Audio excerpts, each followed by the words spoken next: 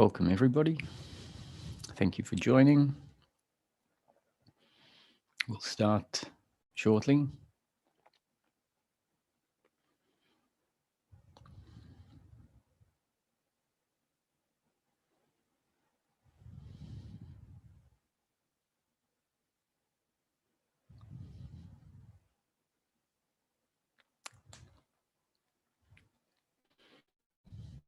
So we've just finished the two concurrently running 6-day intensives. So I'd like to thank everyone that joined that. It was a great initiation of that intensive series that has started. So this is essentially the 13th Satsang in the last 6 days. And I started the first intensive satsang talking about the core, essentially, of the teaching, which is a little differently explained to how it's normally described. And then on the last satsang, we ended with essentially a return to that same message. It seemed fitting to end the satsang, wrapping it up in the same way it was started, or end the satsang series. So the teaching framework, as it sort of has evolved, and how I am putting it forward, is heavily inspired, largely inspired by the teaching that Ramesh was an instrument for. A teaching, we can say, was developed by Ramesh, but when we understand the principle of non-doership, we also have to understand that it was a happening. And it's interesting as to how it came about.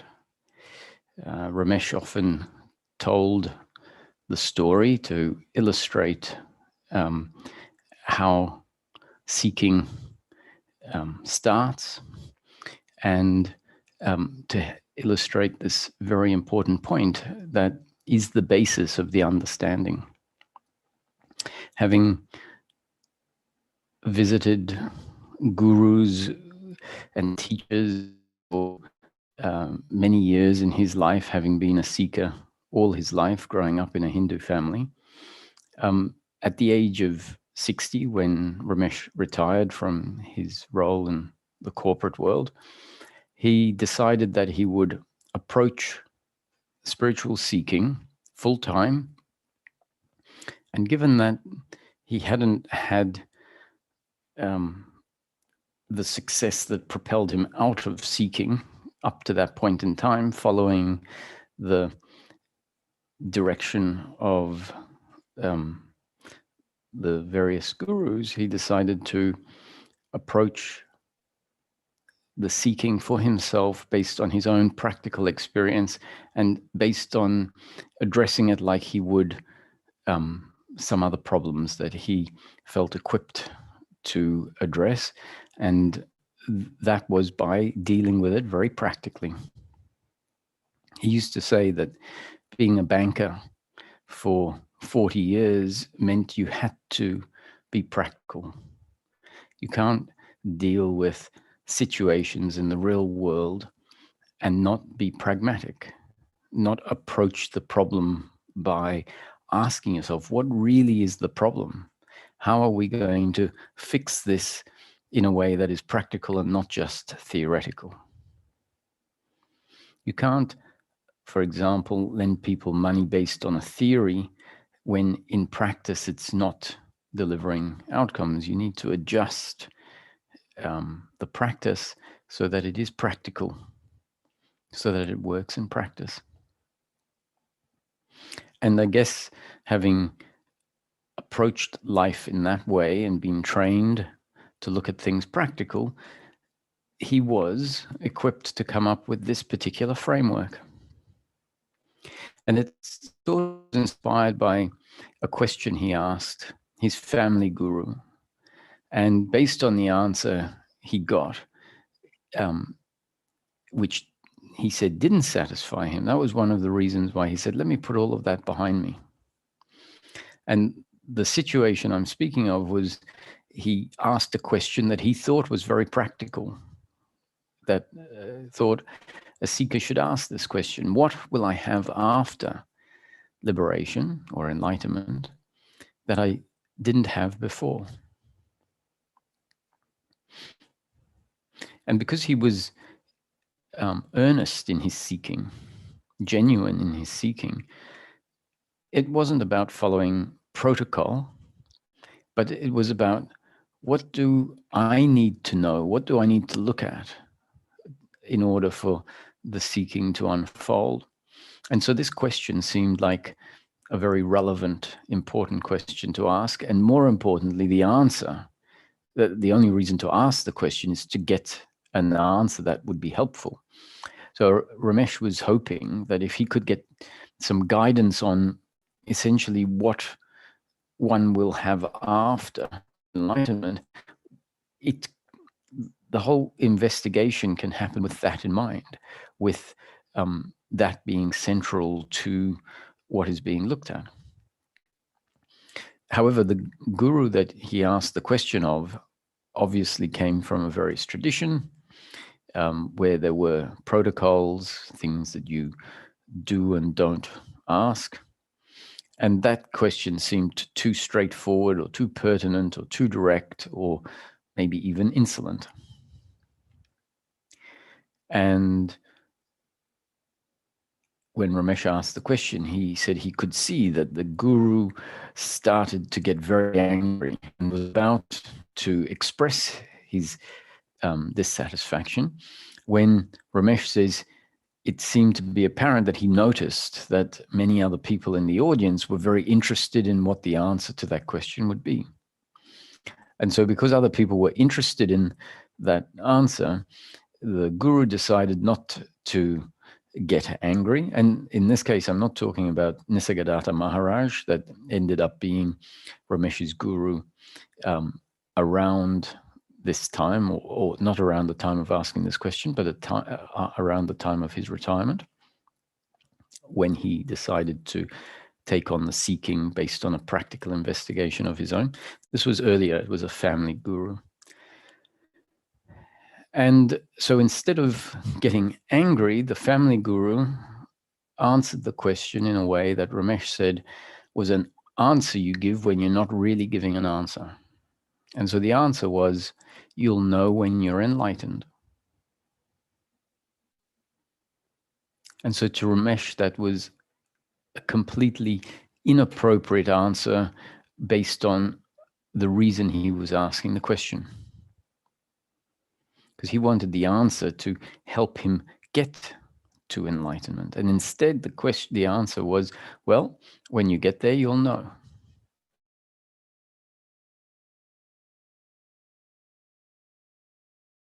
Following a certain teaching methodology, it may be valid to disencourage certain thinking because of an assessment that the way we think is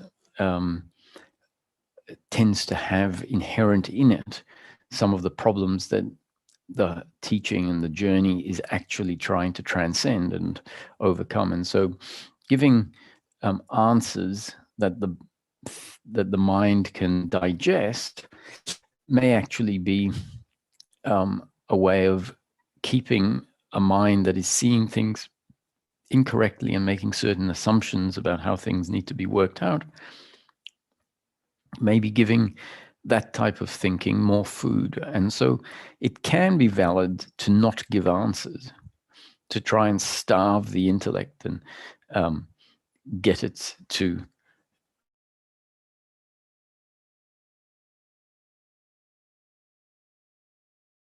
who had an intellect that was less prone to making certain critical thinking errors because of his experience, because of the fact, essentially, he had been trained to bypass various critical thinking errors. It turns out that applying the intellect in Ramesh's case up to a certain point, essentially up to a point where the intellect realized where its limitation was, that, in Ramesh's case, was very valid to take that approach. So, having not got an answer, he decided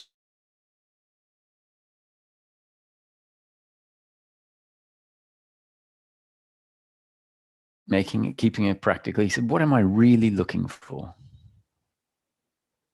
If I drop the idea of enlightenment as something amazing that we should all strive for or aspire to, something that we might have heard about, that is sometimes described in very appealing ways, like, knowing your own self that has a brightness of a billion suns, for example. If we hear that sort of description, then we're going to almost take that description as literal, maybe, and then say, that sounds like something I need. And so Ramesh had said, I've done enough of that.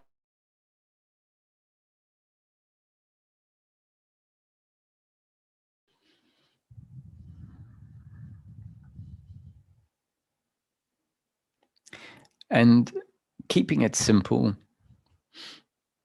he said, really, all I want is to have a happy life, to be happy, genuinely happy, where intuitively he knew that wasn't the case. And that wasn't because he didn't have good fortune in terms of his circumstance. In fact, I think we could say that Ramesh experienced much better fortune overall than a lot of other people. He was intelligent, he was successful, he had a loving family, and lived in fairly comfortable circumstances. He was well respected. And yet, intuitively, he knew that that wasn't the happiness that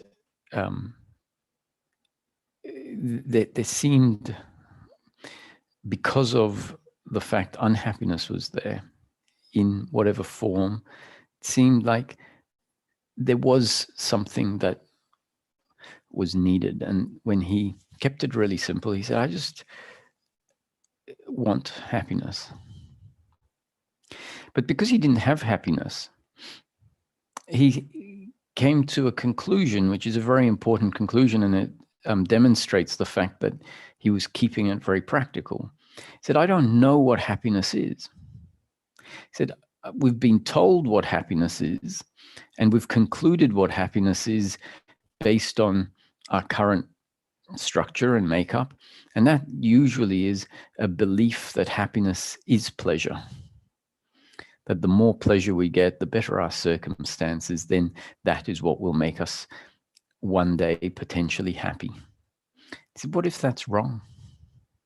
If I follow the deep intuition that I just want to be happy, and yet I follow an incorrect idea of what happiness for the human being is, then my seeking is essentially going to be moving in the wrong direction. So he decided, even that he didn't get good answers from the teachings which he had engaged in for many years. It's not that he couldn't get good answers. It's not saying the teachings weren't good enough. It just hadn't delivered up to this point in time. So he said, let me go to my unhappiness. And he suggests this for seekers. Let me look at what my unhappiness is, and that may then give me a hint as to what happiness is.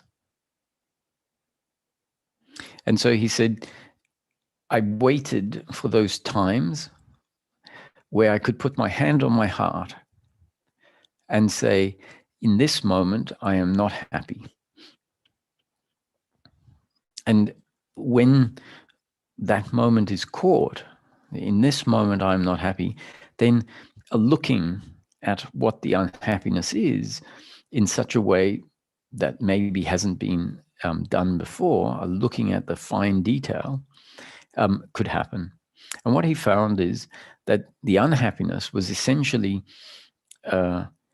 an uncomfortableness with himself and with the other based on the pain that the other delivered to him from time to time, and the pain that he inevitably delivered to others from time to time when his actions were not in line with the preferences of the others, and when the others acted in ways that delivered outcomes that were not in line with his preference. And what he found is that those sort of circumstances, the actions of the others that delivered pain to him and his actions that delivered pain to himself or to those that he loved, or even perfect strangers, those situations would create a feeling of uncomfortableness, hatred towards the other. You hurt me, so I hate you. I hurt you, and therefore I hate myself. Or I did something that hurt myself. The outcome wasn't what I had hoped, and therefore, once again, I hate myself. And that is blame and shame. And when he looked at this and said, this is human unhappiness, and then he thought about it, and he said, it's perfectly reasonable to feel this way. How can we not hate and blame the other when they deliver pain to us? And how can we not hate and blame ourselves when we function in a way that delivers outcomes that are not in line with our expectations?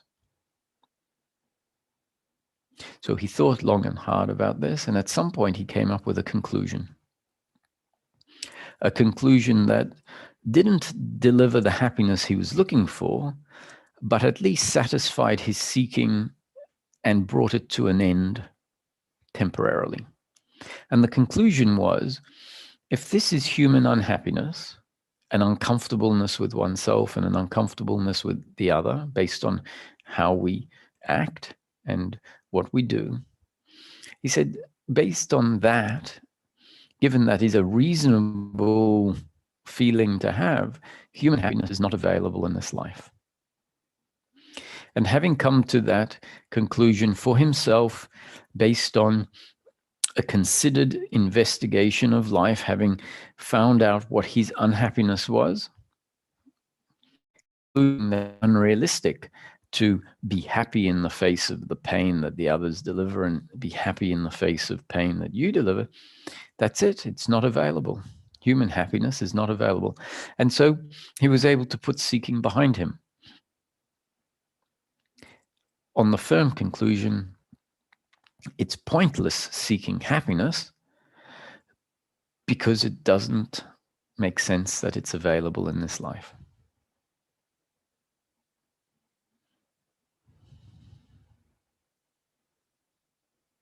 So remember, because it's very easy for us to hear this word, let's keep it practical. Let's investigate for ourselves and think we know what it means.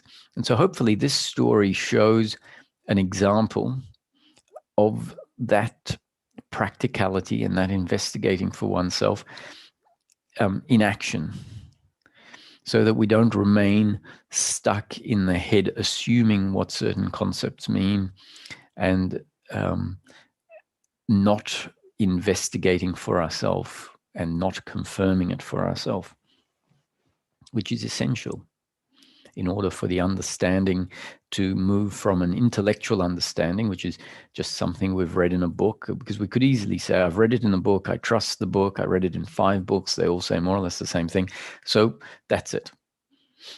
And that's essentially a belief.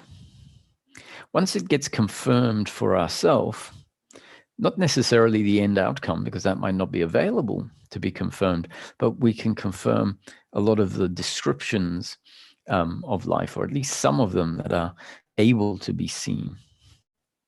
And as we confirm 1, 2, 3, 4 of the descriptions, the explanations of dynamics that maybe hadn't been seen and then become seen, puzzle starts to unfold. We understand more on a deeper level And that maybe starts to reveal other aspects of life because of the unfolding nature of the puzzle, of our appreciation of the laboratory that we're working in, or the landscape that we're working in. Anyway, going back to the story, because if it ended there, we probably wouldn't have a teaching. We wouldn't have a teaching about happiness for the human being in daily living. So, having put the seeking behind him, he said one day a rather remarkable event happened. He got a message that he said felt like it came from outside. A voice saying, Ramesh, you are wrong. Happiness for the human being is available. It's your birthright. The basis of your happiness is the basis of every religion.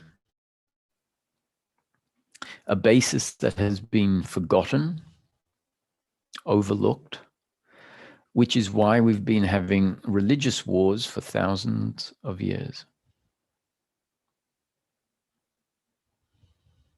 So it's a bit of a riddle. I'll repeat. Ramesh, you are wrong. Happiness for the human being is available. It is our birthright, or your birthright, human being's birthright. And the basis on which our happiness can exist is the basis of all religions, a basis that has been forgotten, which is why we've been having religious wars for thousands of years. So that message that had a profound sense to it, a message that came from what Ramesh describes as outside, inspired a picking up of the seeking where it was left off. And he said that one day he was thumbing through the Bible because the hint was it is the basis of all religions. And he said he flicked onto a page and there were the four most beautiful words he had read. Thy will be done.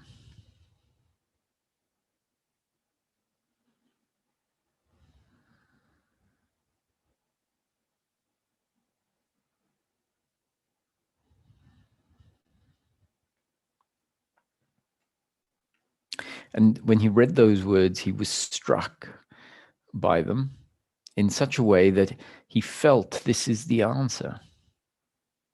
This is the answer to the riddle.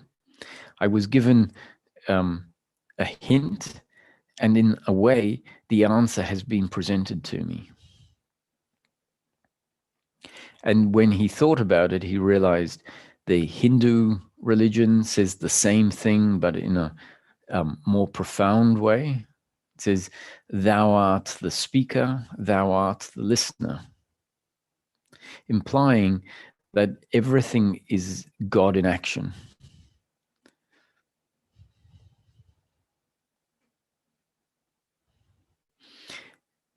In Islam, one of the key tenets, inshallah, God willing. And now, thanks to Fella, who is being brought up in Judaism, which I'm not particularly familiar with, and yet she says the same principle is scattered throughout Judaism.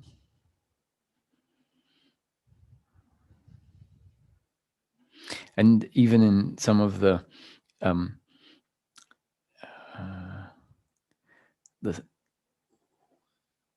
mystical, a lot of the mystical spirituality, it's very clear that God's will is a key aspect. So anyway, with this new information, Ramesh had to reassess and said, how does this information change my conclusion? A conclusion that says, if someone hurts me, I have to feel uncomfortable with them. I have to hate them. I have to see them as an enemy or a competitor or someone who is a threat. And if I hurt myself or do something and the outcome is not that great, or do something and hurt someone, even if it's not my intention, then how can I just be okay with it? I have to feel uncomfortable with myself. That was the previous conclusion. And then he said, now, but looking at it through this lens, that thy will be done, God's will is being done.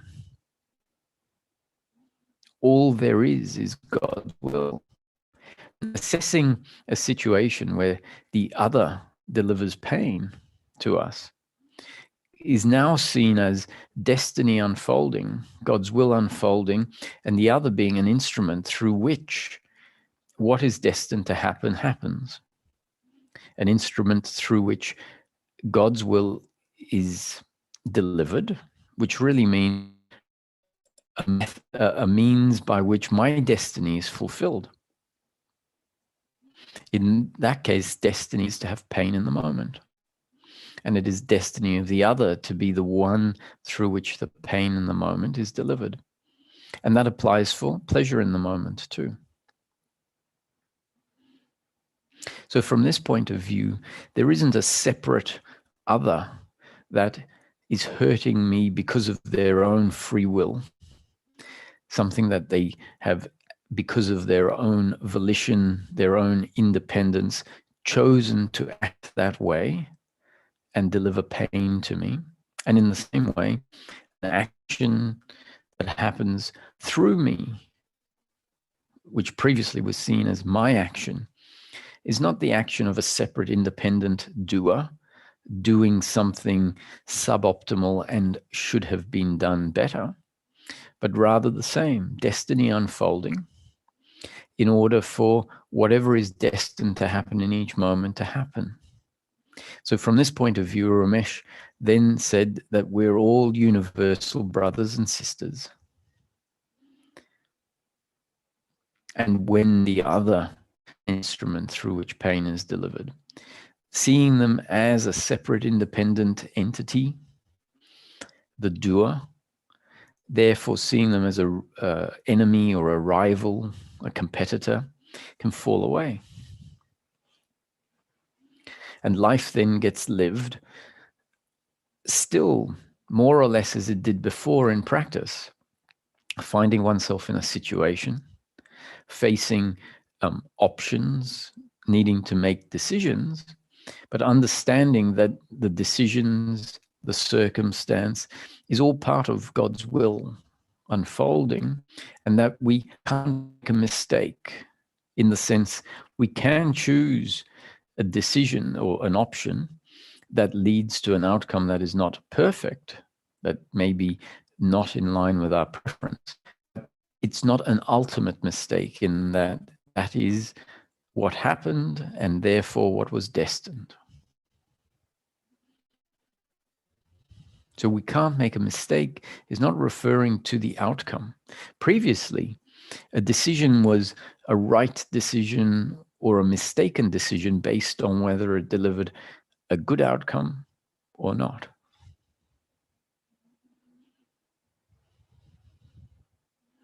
With these new eyes,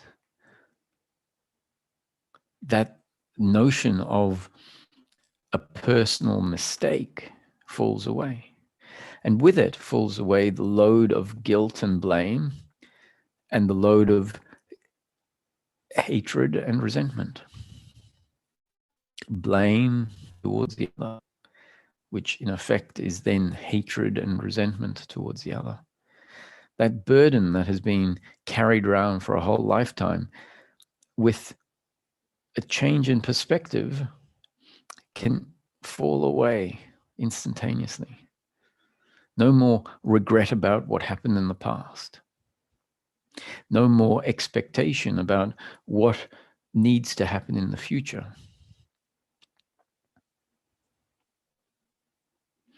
This understanding means we are always connected to Source.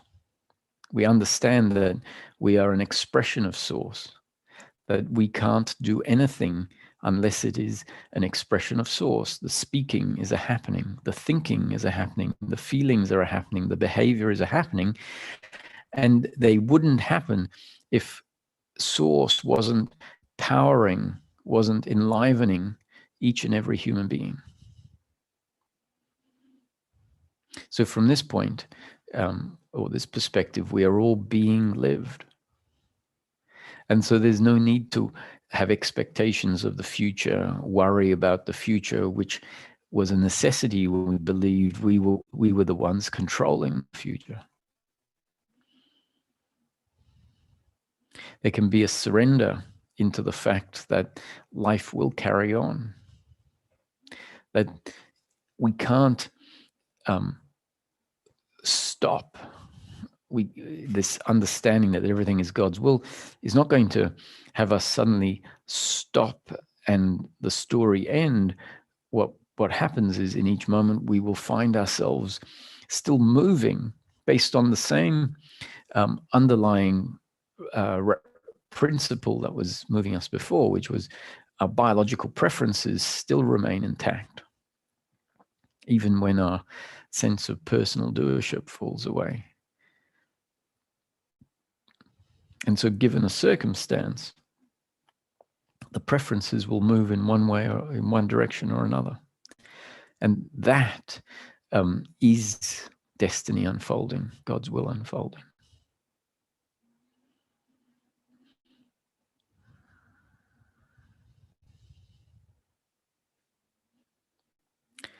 Now, it can easily sound like, oh, this is just a belief.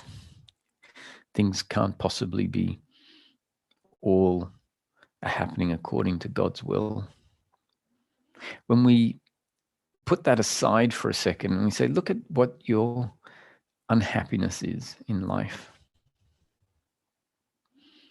we'll find that unhappiness is the arising, the presence of suffering. Now, suffering is not a word used to describe pain of circumstance. In this explanation, the pain of circumstance is described as pain, and the pleasure of circumstance is described as pleasure. And as we all know, that the flow of life circumstance is always going to be sometimes pleasurable and sometimes painful.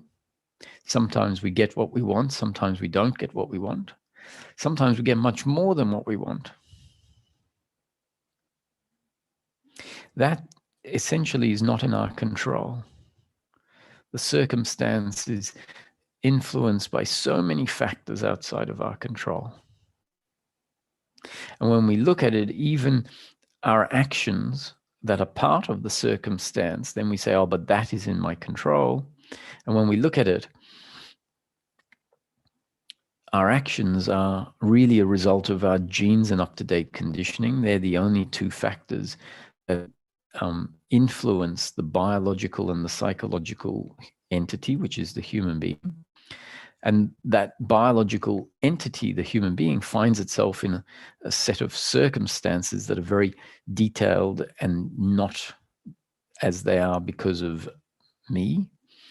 The circumstance of the world, when we walk out onto the street, when we walk out into the garden, even into our house, is there because of everything that came before. And so the biological and psychological entity, a result of its genes and up-to-date conditioning in that moment, finds itself in an environment, and there is a reaction. There is a series of reactions in the body-mind organism that inspire speech, inspire thoughts, inspire feelings, and inspire action. So even the things that feel like they are my doing, when we investigate them, we find they are based on influences and reactions that are largely or completely interactions and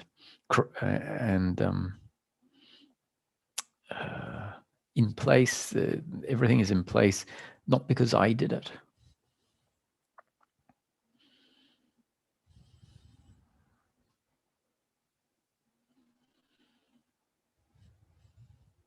So when we look at our suffering, we see that it is essentially built on the premise that I am the doer. I am a separate, independent entity. And that's the human condition. The human condition is that we essentially develop with an assumption, a feeling, a conclusion that I am the one that thinks. I am the one that controls my thinking and my speaking and my actions. That there is some part of us that is a controller, a doer. Essentially, that is the opposite of thy will be done. It's the reason why suffering for the human being exists. So if someone is interested in the question of human happiness, then what I'm putting forward is relevant. If someone is saying, oh, look, I'm not really interested in human happiness, I'm interested in business success. Well, this set of explanations may not be particularly relevant to that objective. But remember, if we are interested in happiness for the human being, simple happiness, we're putting aside enlightenment for now. We might find out that happiness and enlightenment are not dissimilar, maybe even the same thing. But let's leave that aside and let's just stick to the fact that really what inspires our seeing is the fact that we're not completely content and at peace or happy in life. And so we might at some point say, who am I kidding? Let me leave enlightenment or all these lofty things to someone else. I just want simple happiness. If that's the case, we need to go through the same process and see that the unhappiness is based on the assumption, I am the doer, and then the feelings of separation. Feelings of separation that arise that are ultimately a feeling of uncomfortableness with oneself and the other. And even an uncomfortableness with the other is really an uncomfortableness with oneself. Separation, because the very fact that we take ourselves to be insulated, essentially, an independent, insulated entity that makes decisions uninfluenced by anything. A decision that we can claim as mine, my decision, my thoughts, my feelings, my actions. So that view of ourselves as a separate, independent, volitional entity is separation from the other. It's separation from life. We have this psychological idea of who we are as a separate entity that essentially creates a boundary around us. And that psychological idea has the effect of creating the separation. A separation that may not actually exist. And yet, a deeply ingrained idea can be very powerful.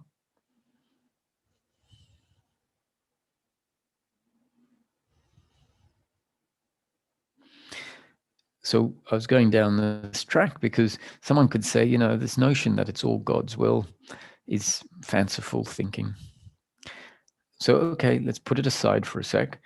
Let's look at what the human unhappiness is. And we do see that it is feelings and relationships to life based on an idea of who we are. And that idea of who we are is very fragile. It's an idea of who we are that does have to fear the other, because at any moment they can take what we feel we need away from us. Because if we know ourselves as separate, then that means we really are just a physical entity. There's not much else to fall back onto except being a very vulnerable physical entity in a physical world, where at any moment our demise can come about.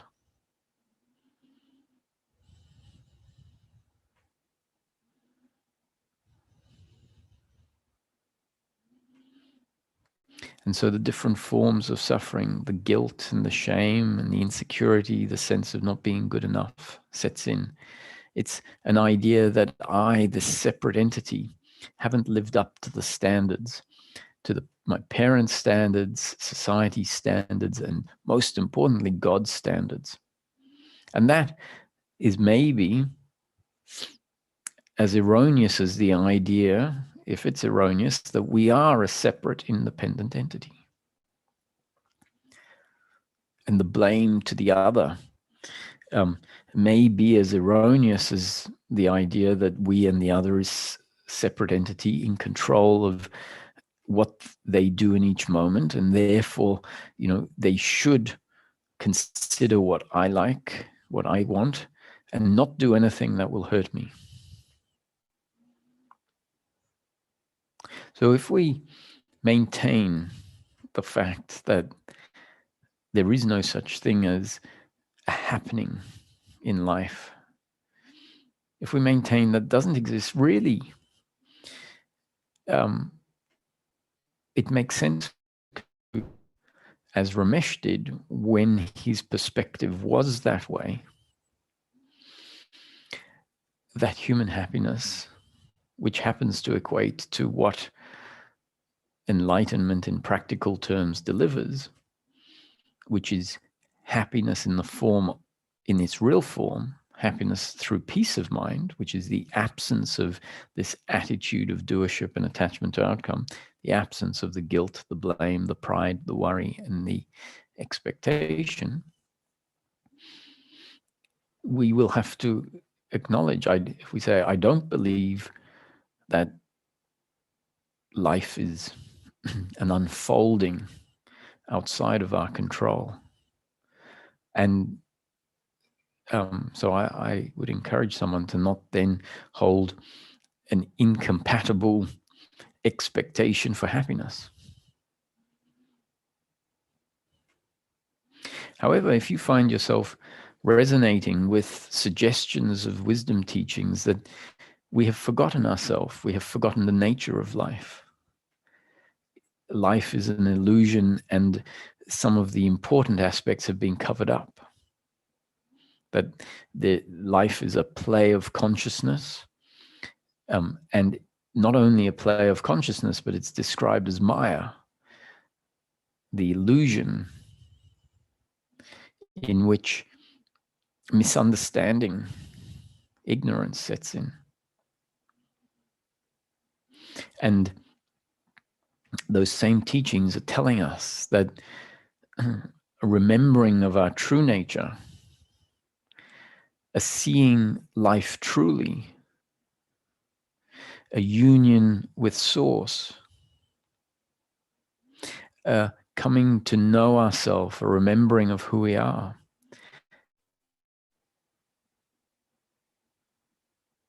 is a mystical and fundamentally available and necessary shift in order for something quite remarkably different to set into place. And when we interpret those descriptions that I've just put forward, we start to realize that seeing life truly, illusion falling away, may talk about seeing life as a oneness creation, unfolding in each moment exactly as it's destined to unfold. Ramana, which is a voice that most people resonate deeply with, one of the key pillars that he put forward is summed up in this statement he made. I'll paraphrase. Everything happens according to the great ordainer. the body moves according to the body's parabrahma, the body's karma. It is driven by the body's karma, which is really saying that in these two lines, the first line says, everything that happens, happens according to the great ordainer. And then it says, the body moves according to the body's karma, which really is saying the great ordainer has put in place the karma in order for the body to move exactly as it is destined. It goes on to say, whatever is destined to happen in the universe will happen regardless of what forces try to make it not happen. And whatever is destined not to happen in the universe will not happen, no matter what forces try to make it happen.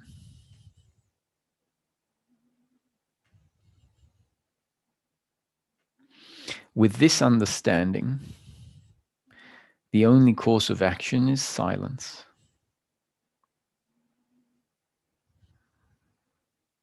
But that last, the previous statements are self-explanatory about what will and won't happen according to destiny. Exactly what is destined will happen, regardless of what other forces in the universe try to affect that. And whatever forces are trying to affect it also is destiny unfolding. But the ultimate outcome will be according to the destined outcome. So when this is understood, meaning when life is seen this way, the only course of action is to remain silent. It means there's nothing to say. There's no capacity for us to look back on the past and regret.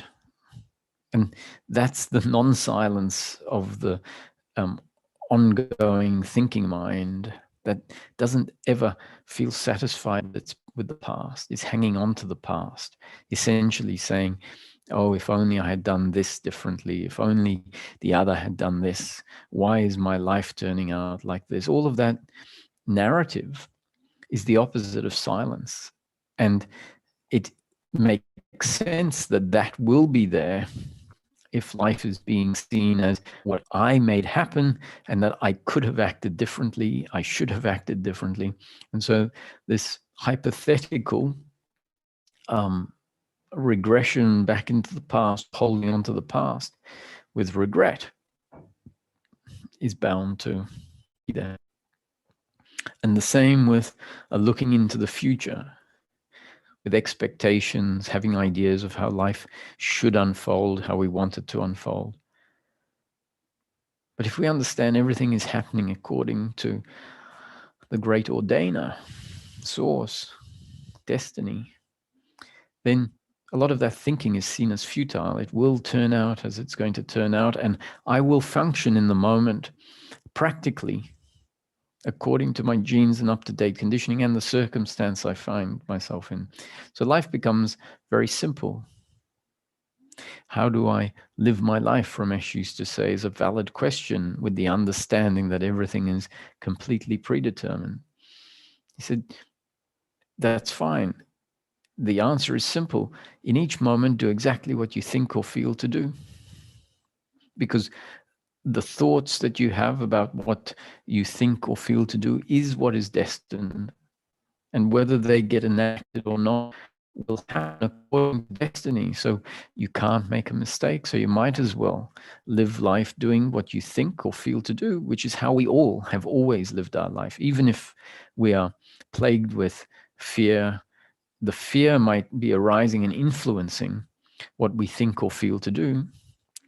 And yet we are still doing what we think or feel to do, given our particular makeup, which may include a whole lot of fear about the future.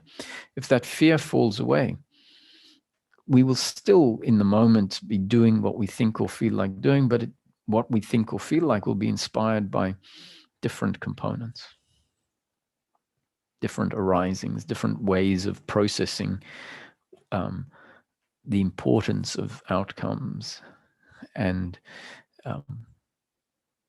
regardless of whether we are functioning from doership and fear or from a place free of doership and attachment to outcomes, it is all God's will. So you can't make a mistake. And the practical benefit of this is that the suffering falls away, that there is a freedom from suffering.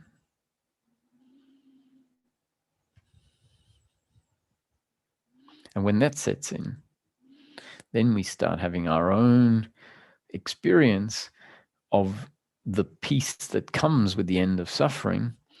And if we acknowledge circumstance is not something that we control, that even if we get pleasure because of a certain circumstance, or if we get a certain success, that's not some magic pill that means, okay, now anything that goes wrong in the future, it's okay because I had that success 10 years ago. So at some point we realize, no, circumstance, pleasure is either pleasurable or painful, and there's no debate that pleasure is on a biological level more preferable than pain. So we're not saying that whether it's pleasure or pain is irrelevant and indifferent. It's irrelevant and indifferent to my happiness. To my pleasure or pain, it is, but we'll leave that up to life.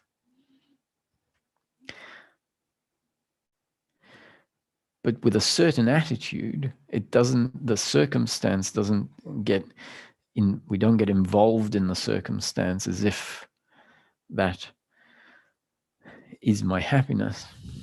And when that starts to be experienced, we realize that must be the only happiness that is available in life. Because a happiness from circumstance means that we would need life to be pleasure, pleasure, pleasure, pleasure. And even that is a happiness on the assumption that continuous pleasure will give happiness. And what those people in life that find themselves in a fortunate position to be able to buy all sorts of pleasures, they'll tell you that that doesn't deliver happiness, because the happiness, and more importantly, the unhappiness, is on a different dimension.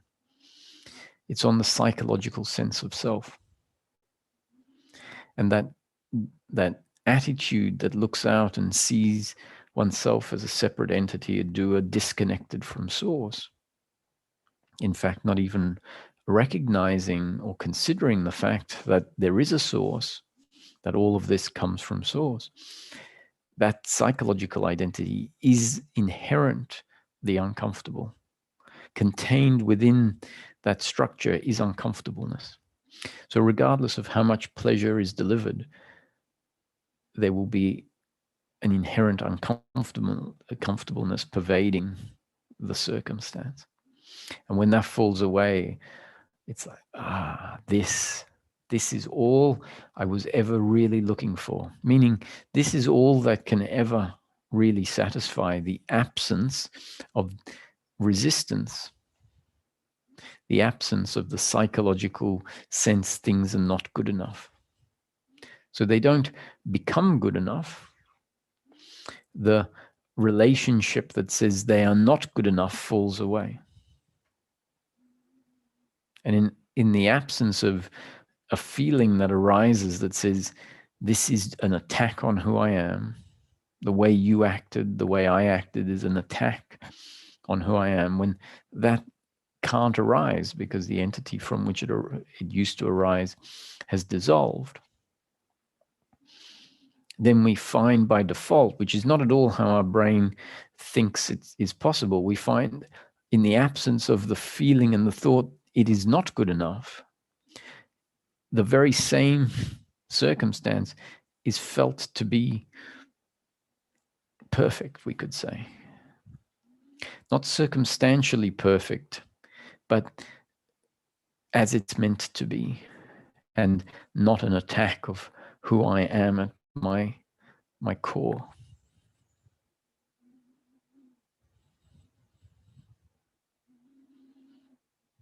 So in rounding this off, Ramesh used to describe peace of mind which is the happiness for the human being, which is the absence of suffering, the non-arising of suffering, the end of suffering. And incidentally, the Buddha, when asked to describe enlightenment, made it very simple. Enlightenment is the end of suffering. He didn't say enlightenment is ananda, bliss. Enlightenment is X, Y, and Z. Very simple, put it in its negative form, and addressed or gave the answer that is on the practical level. The end of suffering.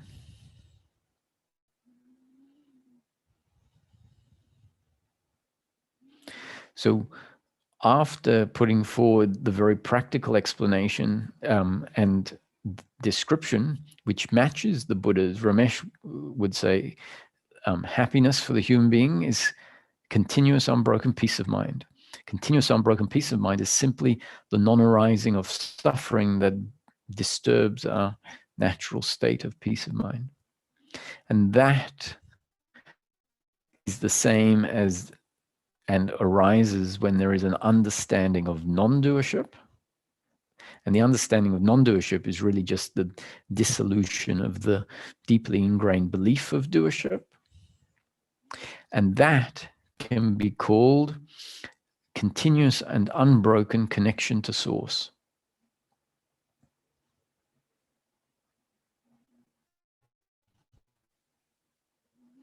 So happiness is an outcome of our continuous unbroken connection to source. Peace of mind is a result of our continuous unbroken connection to source.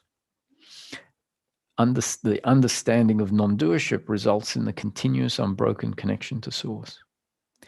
And why that is the case is because in order for peace of mind to be there, the understanding of non-doership, which means everything is happening according to source, everything is happening according to the great ordainer, and everything is a creation of source. Source has turned into the 8 billion human beings and the mountains and rivers and oceans. And therefore we are inherently source, being lived by the power of source moving through us. And that means we are always by default connected to source. And even when we believe we are the doer, our connection to source when we are the doer is still intact, because the belief in doership doesn't suddenly bring in a doer. In the belief, when there is the belief of doership, which is the human condition, that is a belief put in place by source, and still each human instrument is being lived by source in order for the story of life to be the story of life it is. Meaning wars and cruelty as well as kindness and celebration. So we never have been a doer. No one has ever done anything. Everyone has always and always will be being lived. But when the belief in personal doership is there, there is an effective breaking of that connection to source. Not that it's actually broken, but the recognition of it is broken.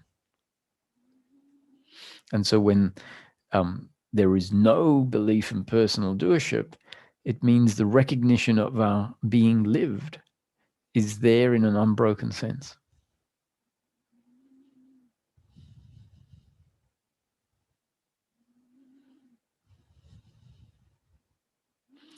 So some follow-on concepts that can help us maybe bump into that which is being overlooked and is the closest we can come to know source. One is a summation of non-duality from the top-down perspective in a very concise way. And that is the suggestion that consciousness or source at rest. Now, source at rest, consciousness at rest. Remember, consciousness is essentially synonymous with mind. And what mind does is mind imagines. It has this power to think into existence. Now, we're used to human thinking as essentially language, but imagine the consciousness, the universal consciousness, creates through imagination. We could call it thought, but it's not the movement of language. So a dream at night is a mirror down example of what is meant by creation of thought in consciousness and imagination in consciousness. So consciousness imagines into existence a world, a universe, a manifestation. But prior to that, that consciousness, which we can call infinite creative potentiality because at rest, it is like a bubbling potential that hasn't at that point actualized. It's source or God at rest, not even aware of itself, absolute nothing, the unmanifest. And because it's potential creativity, at some point it has to actualize. Otherwise, it would be dead, not potential. And so it actualizes at some point, and its nature is creative, manifesting potential creativity. So it doesn't have to premeditate what it will turn into. It just manifests into whatever it manifests, and whatever it manifests will be a creative masterpiece. And so Advaita Vedanta, non-duality, is saying everything is Brahman, God. There is nothing outside of God. The whole universe is inside of God. And so I'm suggesting that what it's talking about is God as universal consciousness. Essentially, we can say the mind of God, or God is mind, universal mind, that explodes into movement, which means the manifestation comes into existence. And one very useful way of looking at it is comes into existence as a block. And that block that has been created, that masterpiece, includes all of time and space in it. So time and space has come into existence as part of the manifest. And you and I are characters in the timeline of the manifest. We are part of the manifestation. So God has become you and I and everything that has happened in time and history. And as a block, all that is known is the present moment. So the present moment is seeing each slice of the block one moment at a time. And so from our point of view, source is knowing itself, knowing the manifestation, not from out there looking in through CCTV, or in a way it is CCTV. We are the instrument, we are the camera. And so I, for a long time in my seeking, was imagining source, aware, witnessing, and not clicking that what I am, the consciousness functioning through Roger, is the consciousness of source functioning through a particular body-mind instrument, aware of the manifestation it has become. And that same source is functioning through each of the instruments that it has created, the 8 billion of them, plus all the animals, experiencing the manifestation from those perspectives. So what I used to feel is my personal human, separate from God experience, wondering when I would find and have union with God, which is a conceptual idea that created a psychological, conceptual separation between something that is closer than close and is the same for everyone. It is so close for everyone. Not even close doesn't even isn't the right word, because it suggests very little distance. The truth is there's no distance between what we are and the God that is pointed at. God, source, consciousness is functioning through you and I. And so that is where we get to know source, by coming back and resting in our own being. That is our connection to source. That is where we know that source and I are not two. That's where we come to know that God's will and Roger's will are two ways of expressing the same thing. What I feel like doing in each moment, what I pick out of the fridge, what I say is, in practical terms, my will, or at least feels like it manifests as what Roger would like. And that's a gift, the feeling of free will. And when this merging happens, then we realize that God's will functions through all of us as what appears to be my will in the moment. So my will and God's will are not two.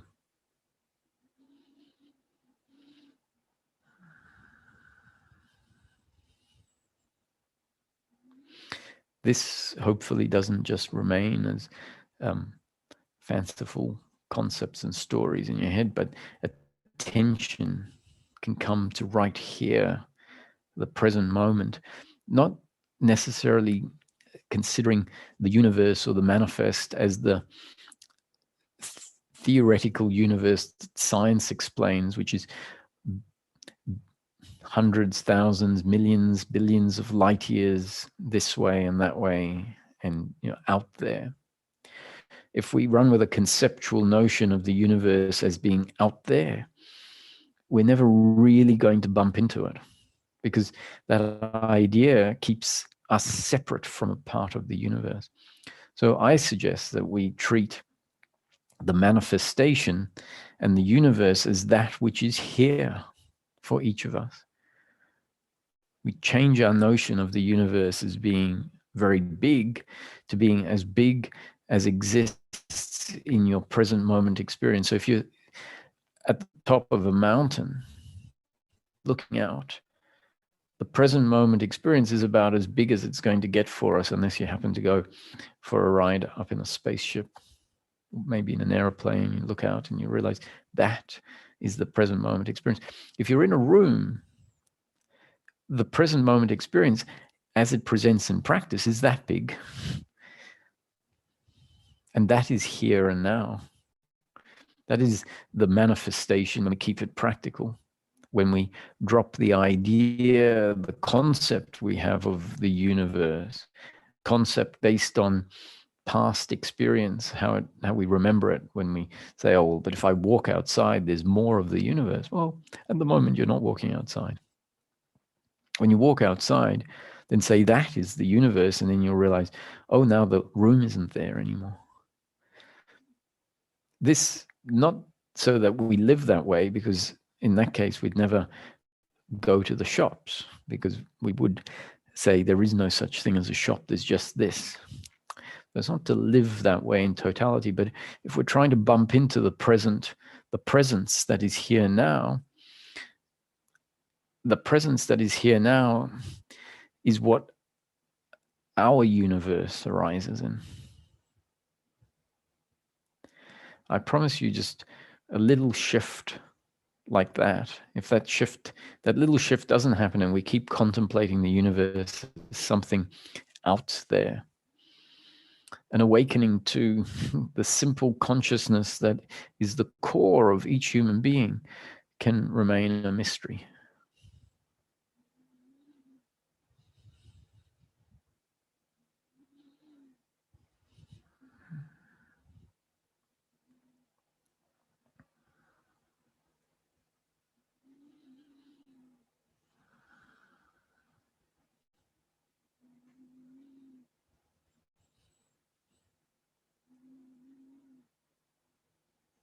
So the next intensive, which I think is in 3 or 4 weeks' time at the end of August is witnessing and abiding in I Am, which focuses much more on coming back to that which is not the biological or the psychological, finding our home that is the ground of our own being.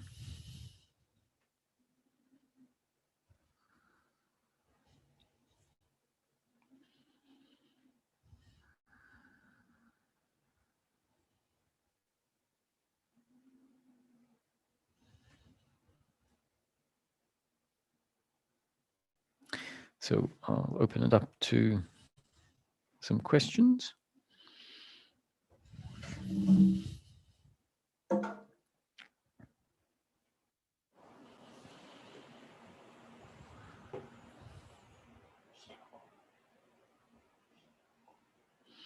Hello, Hiroko.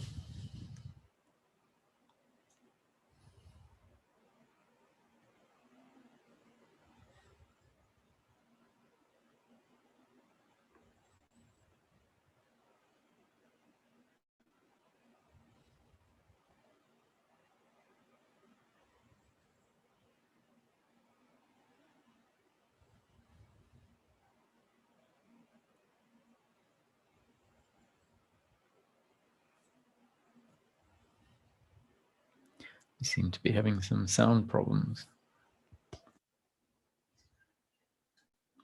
You maybe have to yourself.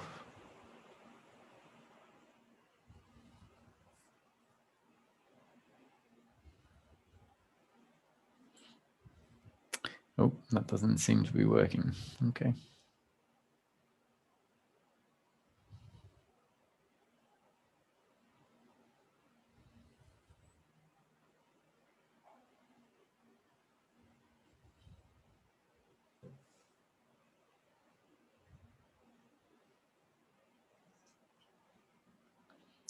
Hi, Sylvia. Hi, Roger. Hi. Hello. Thank you for this morning's talk. It really, it's just it's all what I want to hear, but without searching for it. So there was no expectations when I tuned in today, and I was just something that just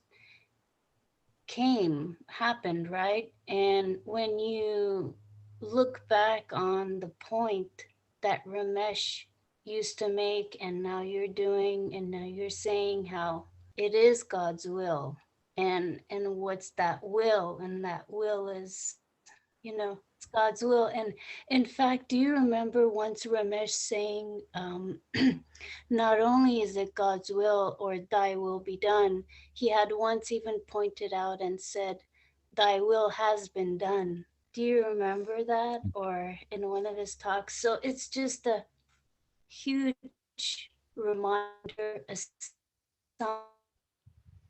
of all the things that occur in everyone's life. And just recently I had an exchange with I had an exchange with someone who, tries hard to get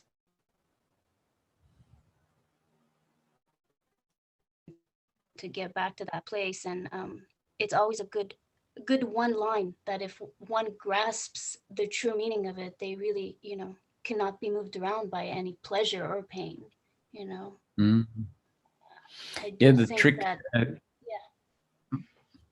Well, the trick is to really grasp it beyond it being some sort of application in a way, like you're pointing at. It needs to go really deep, where it's not just some, religious mantra or mental, or just mental, because I feel like the more I mature and live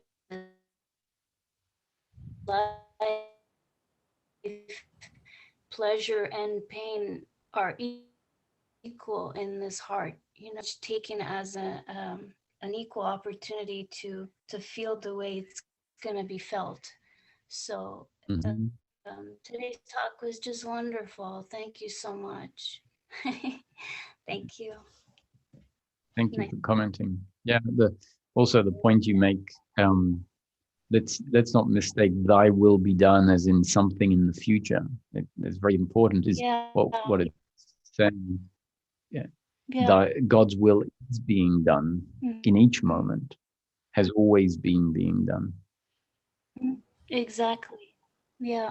Which is also another pointer of it being so important to realize how this is what we have right now is what we have.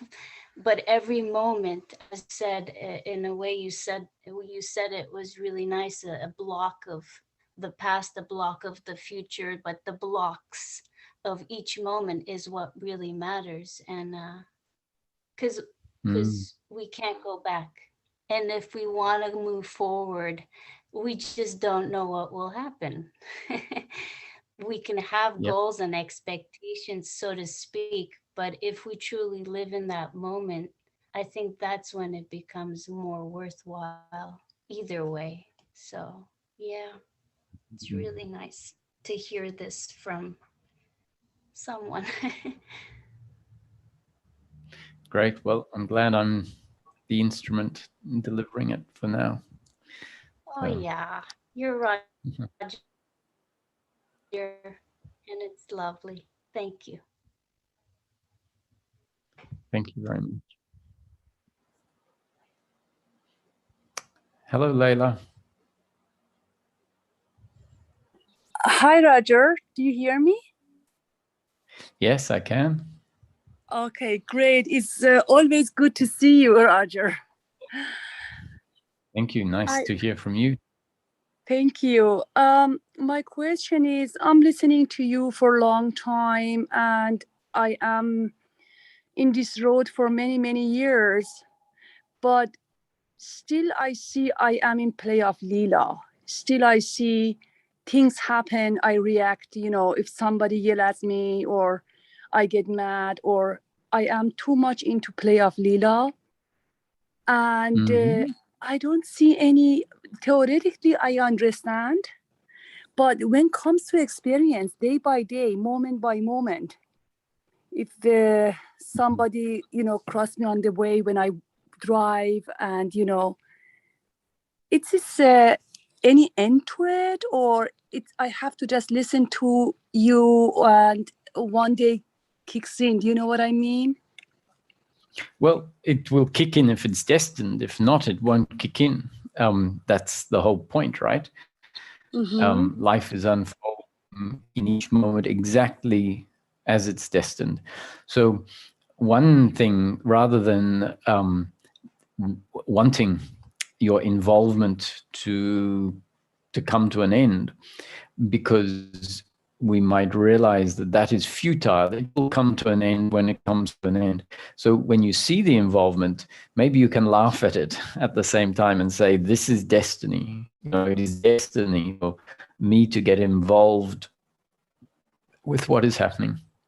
And that attitude towards your involvement is the attitude of non-doership. So sometimes we're very focused on changing the primary involvement, thinking that's what I need to change. And what that can do, it means that there is maybe an attitude of doership to the primary involvement that says, this shouldn't be there. I'm not doing it right. Why am I not getting it? And so if that attitude towards the primary involvement changes, where we laugh at it and go, there's God, right? God's will is for me to get very frustrated by their actions, to shout at them as if they're the doer, to feel that they're the doer. And if a part of us comes in and goes, God's will in action, that part that says that is the understanding of non-doership. And from there, that understanding can filter inwards. But if it doesn't start on the outside, and we're so focused on the primary suffering, saying this needs to change, then even on the outside, there is doership. So it starts from the outside and works its way in. Yeah, the doership is very strong feeling, because that's what I learned from childhood, that I'm the doer. It's so hard to undo it. It's impossible because there is no doer. Yes. It's God's will when it happens. Yes, yes. It's very beautifully you said. I will do that the next time when something arises. Let's hope, you know, because that too is God's will. That's so, true. We have to, that's it. It's like a surrender. Oh, it will happen. Everything will happen according to God's will. So yes, as you said, the doership, if you can feel it as very strong, then that's a good assessment. You can even say, yes, the doership is very strong. Why? Because that is what is destined. And that itself, you know, that recognition itself is more understanding of non-doership. It's more understanding it's God's will. So it's not so much about even it needing to change. It's just about this attitude coming in and going, whatever is here is God's will, and whatever happens in the future is God's will. And it makes sense that maybe because we have this discussion, that will arise in you know, tomorrow or the day after. But if it doesn't, then we say, okay, not destined just yet. Yes. Thank you so much. And one more question, because I wasn't here. Your intensive satsang, how we can register for end of the... On the website, under the events section, there is a registration section. Okay. So okay, thank you so much, Roger. I really appreciate your talks. Thank you. Yes, you're very welcome. Bye-bye. Goodbye.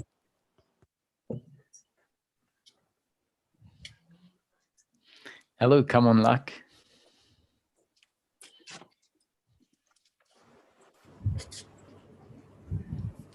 Hi, can you hear me? Yes, I can. Hello. Okay, great. It's actually Hiroko, and I had to get another account. But I wanted to, thank you, first of all, for your teaching. I guess not really a question, but I want to tell you a story about around 2 days ago. I woke up with a really vivid, intense reaction to a dream. I was like shaking and in anger, and in the dream, like it was the anger that I had towards the person was really irrational. I could see that. And in the moment I knew that it was part of, the unfolding, and I was not part of it. And I could see how irrational it was, but regardless of whatever, I felt an enormous resistance to it. So I don't know if it's worth even asking for a practical response to that when your body is, you're actually, there's adrenaline and you're shaking of anger. And usually I let it go, and it doesn't happen for a few months. And then it does, these intense bursts of emotion pops up. So it almost feels like I shouldn't let this opportunity go to perhaps, I don't know, like explore further. Yeah, I would love to hear what you say about that. Yeah, well, the overriding attitude is to see anger arising in a body-mind organism, to see thoughts arising in a body-mind organism. And so when anger and in particular arises in an intense way, you can sort of feel it come in like a flood of energy overriding you. And so the seeing of it as not your doing, but happening because circumstances a particular way. And in that moment, the body-mind organism, with its particular structure in that way, and the circumstance, results in this emotion arising. And the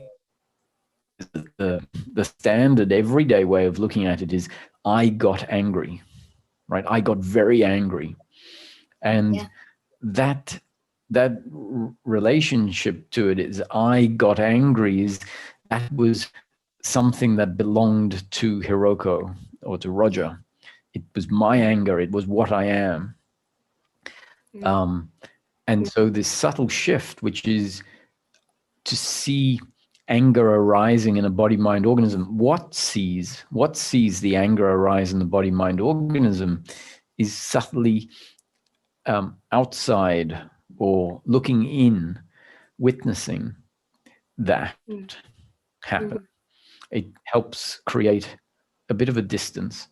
And so it's not necessarily about only applying that to the anger when it's intense, but rather developing a practice that isn't a practice that you control, but rather because of maybe this new conditioning, this way of answering your question, you start to see, if you stub your toe, there can be the awareness of the pain as pain arising in a body-mind organism, rather as opposed to my pain.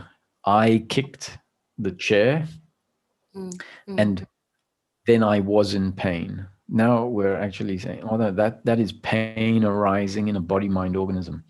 And, you can't force it. It's not a practice that you have to take on like a mantra that you do 10 times a day, this hour. But if it starts being a curious witnessing of all of these movements of the body that we previously said was my doing, and we start finding this relationship to, that is a thought arising, an emotion arising, a feeling of hunger, let's say, arising, or even the attitude of doership can be seen as a thought or a feeling, an attitude arising in a particular body-mind organism in a particular moment. And then it fades away to be replaced by something else arising in a body-mind organism. I think it's also interesting because in this case it was a dream, and like nothing has happened outside objectively, and I'm just having this crazy hatred towards someone else, and just waking up was like waking up literally was really interesting to see such a strong response to my body had towards such a, it was so easily triggered. Just seeing how easily manipulated I could be was, or the person, the story that I've identified myself with could be was quite shocking, I think. Well, actually, so and that leads to an extension of the exercise that you can carry out is when you say, okay, that is because hatred, which is what you're describing, the hatred is, maybe we can say, suffering arising in a body-mind organism. And then because of the intensity of it, you may be able to see the causal links that are part of the dynamic of that arising in a body-mind organism, which includes your up-to-date conditioning, that includes the conditioning of certain events that happened between you and this person in the past that has established a base attitude towards that person, right? So you can conclude that the fact that in the dream this energy of doership arose in such a strong sense, you can conclude, okay, there is a root of doership, an attitude of doership and attachment to outcomes in relation to this person. And even a dream scenario does trigger that ingrained ball of energy that's come from the past.